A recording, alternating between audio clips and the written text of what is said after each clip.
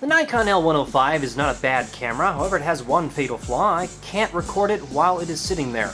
Unfortunately, I have to use a much older camera. However, I would like to review it very briefly and talk to you a little bit about it. It features a 14 optical zoom, or something around that, though it doesn't really matter, a shutter button, various Nikon Coolpix modes, and a nice, pretty LCD screen on the back. A nice, nifty neck strap and a few quick buttons on the back make it ideal mostly for just point-and-click shooting. Nothing extravagant fancy. It takes some great shots in daylight, but overall it is a pretty mediocre camera. Nothing terrible, but nothing great either. It does have a nice manual flash right at the top that you can utilize when you need to utilize the flash. Overall, it's not a bad camera. It's about dirt cheap for the most part, and uses another nifty feature: AA batteries. Yeah, it does make the camera a bit heavier, however it does last a lot longer than most traditional lithium batteries. And of course you have the option of using lithium AA batteries if you want to. It's pretty nifty. I like the camera, it's held together pretty well, and like I said, it was dirt cheap. Now, of course, the ultimate drawbacks are, of course, the weight. Most people don't want to have this thing hanging off their neck. I find it just fine. The other drawback would be the camera is not compact by any means. And it is a lot heavier, namely because of the batteries, which is fine.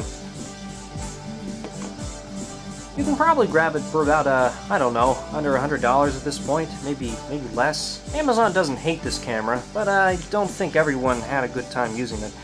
I received this camera when I bought it repackaged at a Target around last Black Friday, probably sometime last year. I got it for about $60.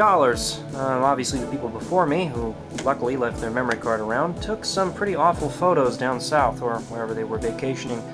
They couldn't get used to the camera, but that doesn't mean that you, whoever you are watching, couldn't get used to this camera.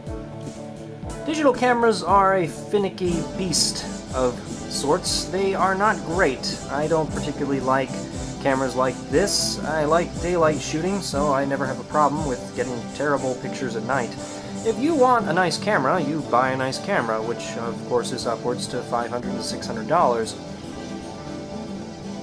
Digital cameras, for the most part, have their trade-offs, but I find them convenient, and I don't use much film anymore, and it is costly getting most film developed this day and age.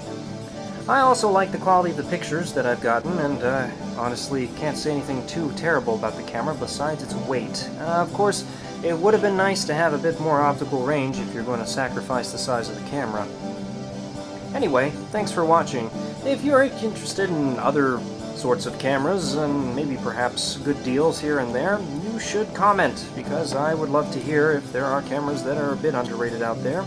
I think cameras have their purposes, and some of them last a very long time. The one I'm using right now is over 6 years old, and it of course is finally starting to go.